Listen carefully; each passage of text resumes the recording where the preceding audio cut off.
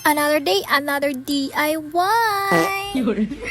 Hello mga beb! May nag-request nga pala sa akin na mag-tutorial daw ako ng paper flower bouquet para ngayong darating na Valentine's Day. Gusto niya daw kasing bigyan ng gift yung mama niya kaso wala pa siyang pambiling gift dahil bata pa lang siya. Nakakatuwa lang dahil alam naman natin kapag Valentine's Day, ang unang naiisip ng mga tao ay para lang ito sa may asawa, may jowa o kaya sa mga naka-in relationship. Kaya kung gusto mo din bigyan ng regalo yung magulang mo, kapatid mo o mga kaibigan mo ngayong Valentine's Day, pwede ka rin gumawa ng mga ganitong klaseng pangregalo nang hindi mo na kailangang gumastos para mapasaya sila. Dito nga pala sa part na to, pwedeng glue yung gamitin yung pandikit.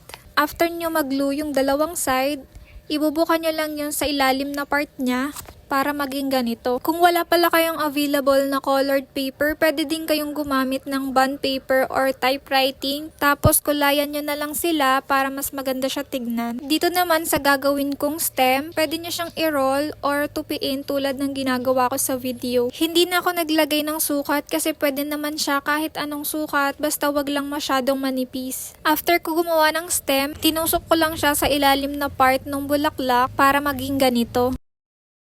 Sa pag-wrap naman ng flowers, pwede naman na hindi nyo na siya i-wrap. Pero kung kaya nyo namang gawin yung ginagawa ko, sundan nyo lang kung paano ko siya i-wrap. Bond paper din pala yung ginamit ko dito at hinati ko lang siya sa dalawa. Yan lang, happy crafting!